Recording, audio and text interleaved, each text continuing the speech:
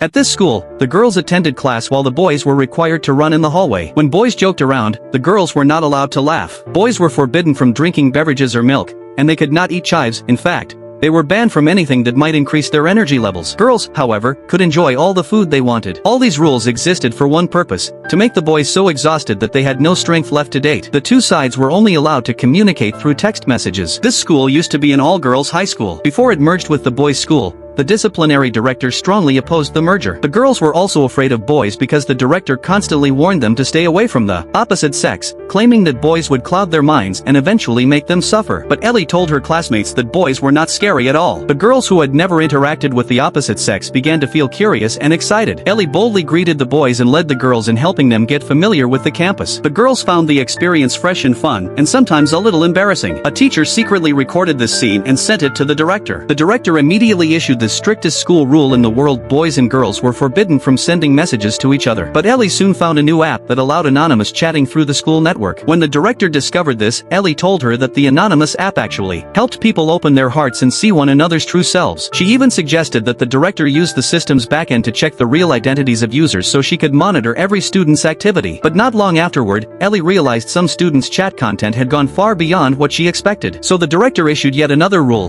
boys and girls were to be taught in separate buildings, and all phones were to be confiscated. Just then, noises came from inside a classroom. The director pressed her ear against the door, then burst inside. She found two students alone together. She grabbed a broom and beat them in a panic. The boy's head was split open, and he ran out in fear. Later, the director felt she had gone too far, but she still insisted on her beliefs. When she was younger, she had a best friend named Xiaoru. Xiaoru fell into an early relationship and was tricked by a scumbag. She accidentally became pregnant and eventually died from excessive bleeding during surgery. Because of that trauma, the director never trusted boys again. Soon after, the principal completed an investigation. The boy had only been helping the girl review for class, and the girl had simply bent down to pick up an eraser. The boy's head had required dozens of stitches. If the case were exposed, the entire education bureau would be implicated. So the principal decided to dismiss the director, publicly announcing that she was retiring early, and held a farewell ceremony for her. In the audience, Ellie quietly opened the anonymous chat app and displayed everyone's account names along with their real identities. The students grew excited and started looking for one another in the crowd. At that moment, the director's phone rang. It was the vice director. She revealed that the anonymous user who had always supported the director unconditionally was actually her. After hanging up,